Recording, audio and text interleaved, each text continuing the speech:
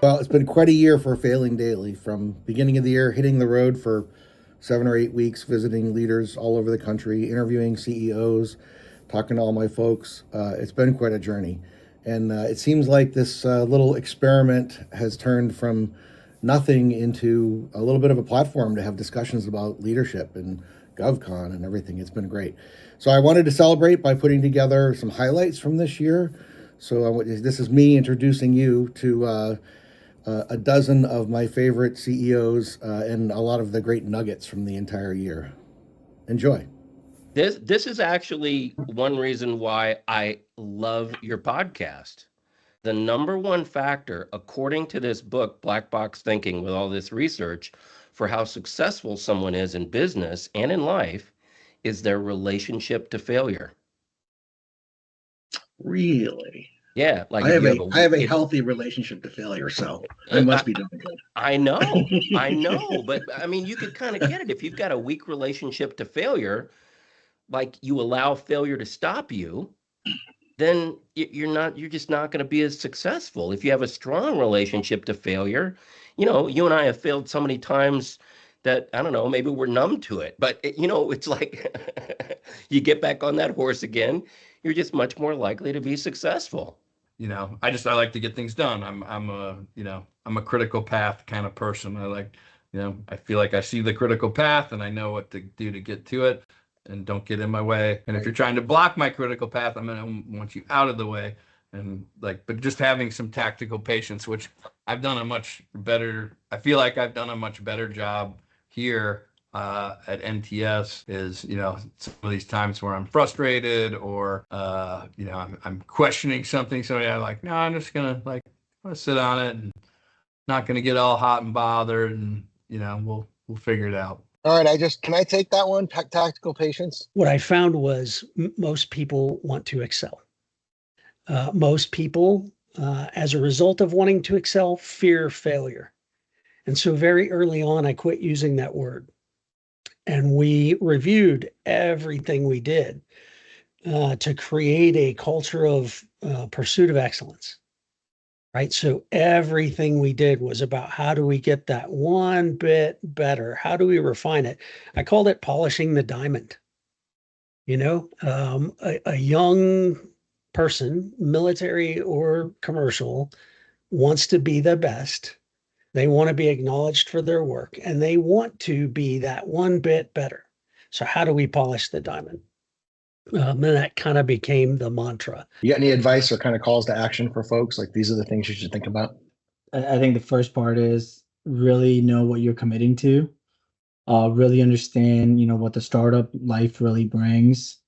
And, be selfless. Make sure that decision is made not just, for yourself, but your family's involved in that decision, because it takes, it's like another kid. It takes everything you have, and you don't have control of, or you don't always have control of when your time is needed for who and for what. The other one I would say is, have a passion in what you do. Having your own business is just not another job. It's something that you need to care about. You need to help it grow. And the last part, which is very important to me, is, when you start a business, you bring other lives into it that are outside of your family. And these are the lives of your customers, your employees, and they trust you, to make sure that, they have a good place to be, to feed their families, their dreams. And if you can see that in humans, I feel like that'll keep you motivated, because there's, a lot of people are looking up to a business owner to deliver services, to take care of employees, to help grow, mentor. And you have to take that seriously. And you have to be very intentional, because you get breaks, but it doesn't go out of your head at any point. Stacking leaders is something that I have done and done really well, because not everyone is good at everything, right? And so I have gotten really far with utilizing different people for different scenarios in the leadership aspect of, especially for military. Hey, when you're a junior enlisted person, and you're trying to figure out, you know, what you should do next or what you should go, a lot of people kind of go at a leader that is similar to them, may look like them, and that's kind of where they fit. I personally think that that is limiting yourself, and that you should look, you know, holistically at, okay, I want to improve my finances. What type of person do I need to talk to improve my finances? Hey, I want to learn how to lead a group of people or brigade or division level. I need to know who's done it in the past, right? I just posted something on LinkedIn about CMMC because we're very deep in it, and we have we're preparing ourselves for our actual DIPCAC audit. And so there's a bunch of people out that's giving CMMC advice. They don't have assessors on their team. They're not certified. They themselves haven't gone through an audit. They themselves haven't put any of their SBR scores in, and they're giving advice. How can you tell me about playing in the Super Bowl if you've never been to the Super Bowl, right? And so you have to look at leaders that have experience in the places you want to go to, right?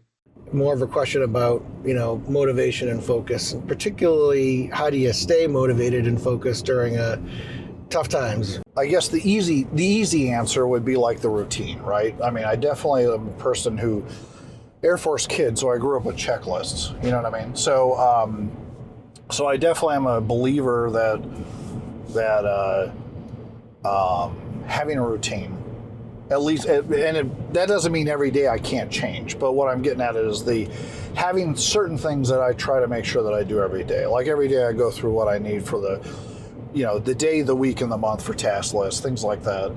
Having routines that keep me at least on path of what needs to be delivered and what we need to consider and things like that. That's one thing. I mean, that's kind of the obvious, like low-hanging fruit kind of conversation. Yeah. But then beyond that, I mean, you know, the normal pressures of running a company are pretty focusing oftentimes, you know what I mean? Like, I mean, you have people depending on you, and you have people that are trying to hit you up for feedback. I mean, you and I have had conversations before about how the job as the owner has a large value in just decision making all the time, and it becomes part of the weave, where, you know, there are those who are just approaching you all the time with, well, what do we do about this? Well, what do we want to do about that? And you become naturally inclined to absorb information and then try to have some kind of path that you can give people. And even if it's not a solid directive, at least you're giving them things to explore, ways to keep moving forward, right? What's the job of the leader? The job of the leader is to remove problems and give advice as to how they can keep moving forward, right? And then create a vision of where we're trying to go. You know, spending the time on the ground with the guys, knowing people, knowing their name, knowing their family, knowing what's going on. Not everybody, but you can pick out some. Like, that meant a lot.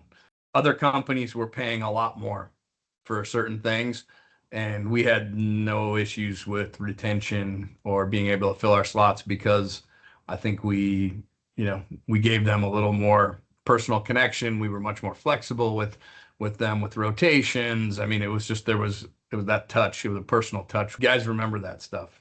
It's funny. Like, well, there's things you've done, conversations you've had that you don't remember that made a huge impression on somebody, and, you know, will proliferate your company way further than you could ever thought it would. And that right there is a leadership lesson. Getting out and getting to know people, making the effort. I agree with you. I was a reservist. I was still in uniform, going to duty at whatever I had, and I was pumping gas in my car, and this person said, "Hey, thank you for your service," like just on the street, right? It was during Desert Storm or something, because I was like, oh, well, you know, it's not really me, because I was like I was working a program management job. I wasn't kicking down doors or anything like that. So I felt like I didn't deserve the thank you. But you know what I realized? That thank you they gave me was really about them. And all they wanted me to do was say thank you so they could feel good. And that's good. That's good. But so they could feel good. So when I've translated that to a lot of different scenarios, and some of it is in leadership and whatnot. People want to thank me sometimes, and I want to be like, it really wasn't me, like, or whatever. And they just want you to say, I appreciate that. Yeah. Which is interesting. And I think that's maybe some of those things you say people remember. It makes a big difference. That's funny. Have you ever noticed the quote on my email? The problem with communication is the expectation that it actually happened. Yeah, or something like that. Something like that. Yeah, I love that. Yeah, Totally true. People would say to me, "We have a communication problem in the company," and I always say, "I don't know. I get like 150 emails a day from everybody. I think we're talking a lot." That's a ridiculous comment that I made, because communication is not just the transmission of information and not just the receipt of it, but the understanding of it, right, and the buy-in. So I think I tackled that. We were talking last night about, I went into a cycle of doing monthly all hands. I think I started that in 2016 as the Vice President of Business Development at AIS. Maybe it was 2017. And I did that pretty much up until this year, where every month I had 30 to 40, sometimes a full hour all hands, where I talked through some of this stuff and tried my best to explain it. And it felt repetitive to me. I felt like every month I was talking about the same things.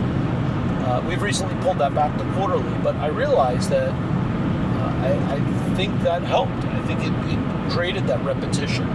And when I realized it was working, attendance was good, which is, I guess, a good sign. Sometimes people could just be joining and let it play in the background, but the better test of it was people would ask me questions about what we talked about in the all hands, so I knew they were listening. Right. And the fact that they were asking questions meant it mattered to them. So that was the best method, I think, that we've used to overcome that. I try to do small group meetings. I'll be doing that tomorrow with a group of our about a dozen or so employees. I'm trying to do that too, because you need both settings, the sort of town hallish feel and then the broadcast feel. What's your general topics for the town hall? How do you tackle it? Town halls are so different. I really want the crowd to ask me questions, so I usually will try to kick that off with, what questions do you have? And it takes a bit for some of our crowds to warm up. Others jump right in. But I really want them to set the agenda, not me. Okay. I know what I've been talking about. I want to get to the parts that people don't understand. My favorite questions are when someone says, "I heard you say something on the all hands about X, Y, or Z. What did you mean by that?"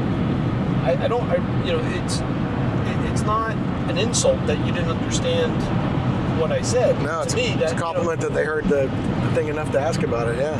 And even though I didn't do a good enough job of explaining it for that person, then great, you're giving me the opportunity to make that right, because the most important thing to me is that everybody understand it. And then sometimes the questions cause me to think, hey, I missed something on this. There's an angle there. Yeah. And I'm gonna shift direction on something based on those conversations. So my journey is, I worked in the corporate world, military, education, all of that good stuff. But I've always been self-taught in technology. And so when I got out of the military, I was always like, well, what am I going to do? Right. And I was telling my son this on the other day on our trip. And so, like I say, I had some surgeries. Right. And so I had to go do a typing test. And I tell him I never forget the building where I went to. Right. And I went in there and I could tell that immediately they looked at me like, what is this guy going to be able to do? He don't have all his fingers, right? And I went in there and I knew I was going to pass the typing test, right? I passed it and I came out and you could tell they looked at me like he passed the typing test, right? And they said, sir, you passed. And I balled up the paper and I said, no shit. And I said, you should never judge a book by its cover. And that's always been my motivation, right? And I just told my son this just today.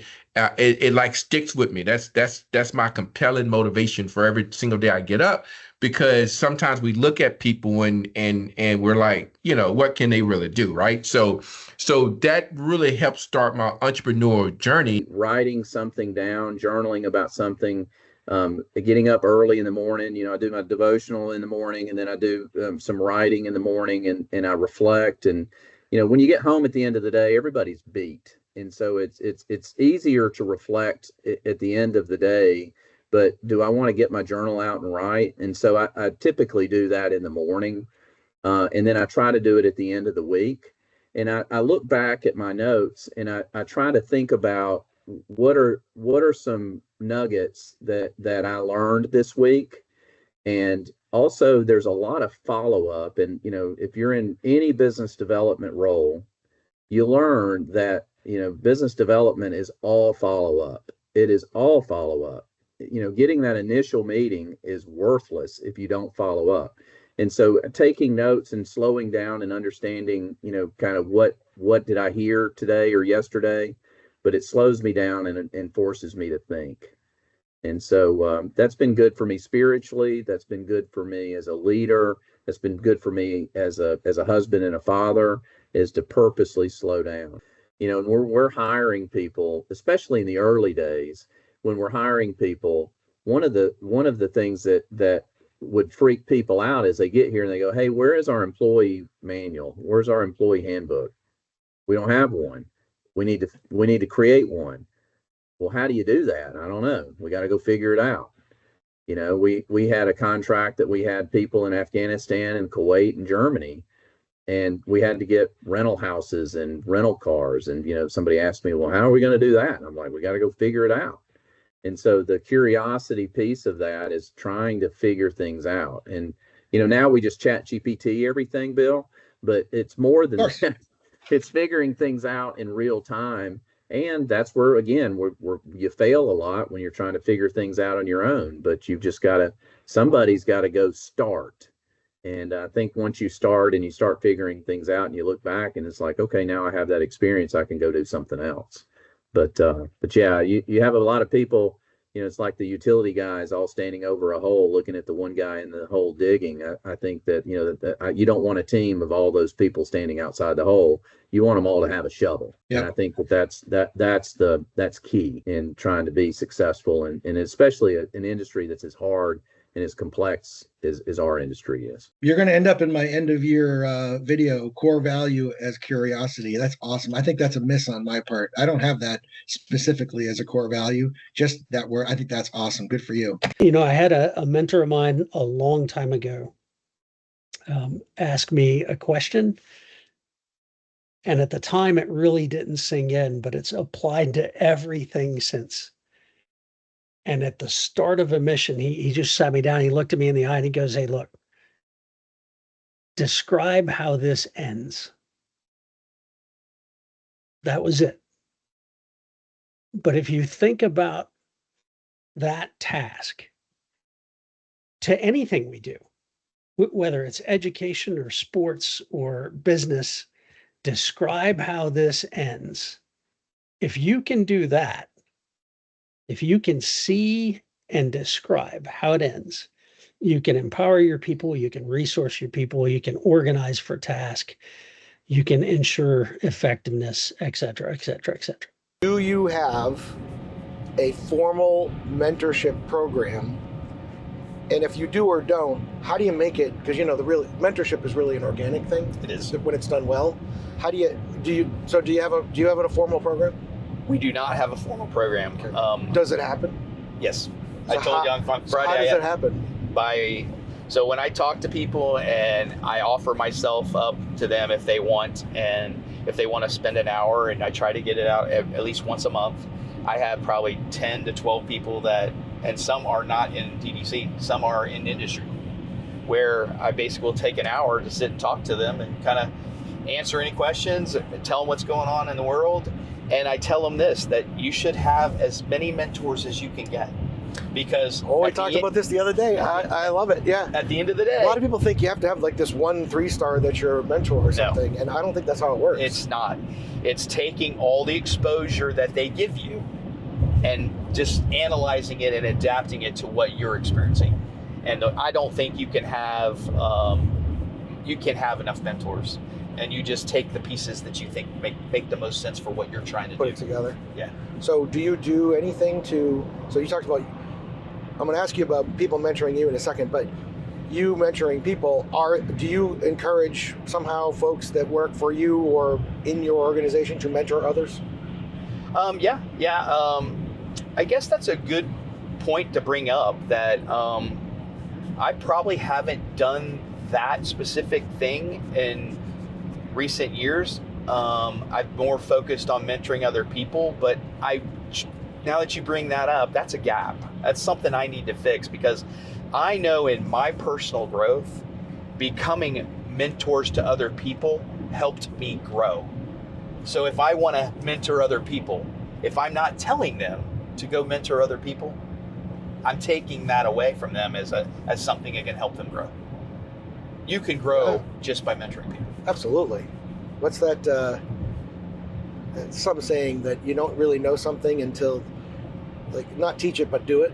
Yeah. Kind of thing. So there's when you're learning it, then there's teaching. There's teaching. Yeah. So when you actually are mentoring, you actually you're learning. It's the other side of it. So, which, by the way, I brought that up because I have that same gap. We don't have a formal mentoring program. We talk about it. Like, maybe we kind of have tried. But the non-organic part of that is a struggle for me, because I don't know that it works. But I'm always available. I like to mentor people. But I don't know that I've gone and said, you should do the same to my other folks. Right. And I've got some great folks who... As soon as you said that, they really should mentor. Maybe what I should do is, because I'm the one who tends to do it, maybe I should think about handing some of my, they're not formal, but mentees off and say, you should call this guy. I think I do some of that, but you should call John, or you should call Val. I encourage people to go get other mentors. I do that, but having them be a mentor themselves, I have not done that, and I will definitely take that as a lesson learned to put in moving forward. Failing daily, whatever. Yeah, that's fine. Hey, we hit the point. Yeah. Well, watching these clips made me realize how lucky I am and how much I learned from all of these wonderful people I got to have the conversations with. So I'm still failing daily myself, so there's work to be done. So I look forward to joining you all in 2026. Thank you for 2025. Next year is going to be epic. We're right at the cusp, I hope, of kind of springboarding. So getting our asses kicked. Can I curse on this thing? Oh yeah, pretty much. Okay. That's what I do. I'll try to keep my my language side. How do you think you're doing getting those right people in the right seats? Two different things, really. So to get the right people on the bus, we've sort of embraced and this came from someone else. I don't know if it was Simon Sinek or one of the other motivational speakers, but humble, hungry, and smart. So we shifted the philosophy in our internal hiring to, hey, I don't need necessarily someone that has this very specific skill set or this very specific experience. We need those that are humble, hungry, and smart, who we can then treat as people and let them kind of fail and go through those cycles. But I'm going to knock on wood, because I'm anxious about this. The last several hires we've had, especially internally, all met that bill and all have excelled well in their areas.